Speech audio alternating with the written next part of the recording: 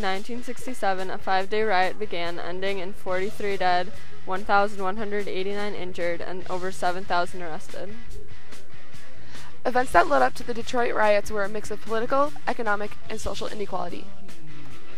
Some social factors that led up to the riot were police abuse, unaffordable housing, urban renewal projects, economic inequality, black militancy, and quick demographic change. A portion of the black community was frustrated and convinced that whites and blacks could not live peacefully together. Such black militancy was a factor in the aggressive counterattack in Detroit.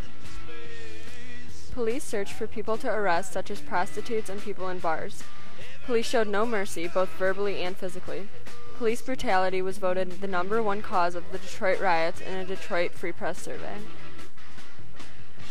Police verbally harassed young people and called them degrading names. They were questioned, beat, and/or arrested if they could not produce identification to police's satisfaction. Prostitutes were beaten and some killed. There was a lack of affordable housing in Detroit and housing discrimination. Along 8 Mile, a concrete wall was built to separate a black neighborhood from a white one. Only 39% of blacks owned housing in 1960. Rent was also much higher for black residents than white. Many white neighborhoods campaigned to prevent integration. Urban renewal projects involved bulldozing black neighborhoods to make freeways. Paradise Valley, known to some as Black Bottom, was buried under concrete to create Interstate 75. It had been struggled to obtain in the 40s and was a sad loss for many black residents in Detroit. Blacks were discriminated against in the workplace, even though Detroit was booming economically at the time. They were not considered for higher positions. A racial transition occurred during this time also, where blacks became more populated than whites.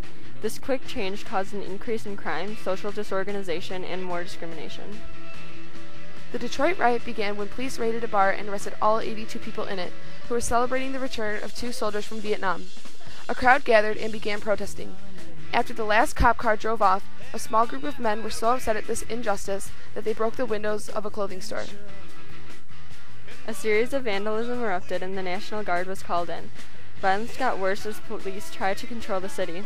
The riot ended after 5 days with 43 dead, 1,189 injured, and over 7,000 arrested.